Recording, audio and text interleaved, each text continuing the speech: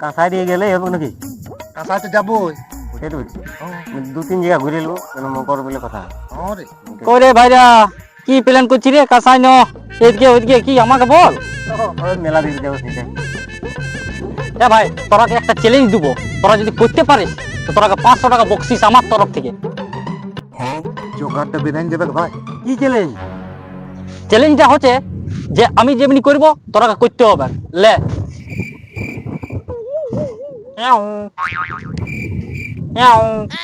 এইটা তোরা দুজনের মধ্যে যে করবি করে দেখা। এইটিয়া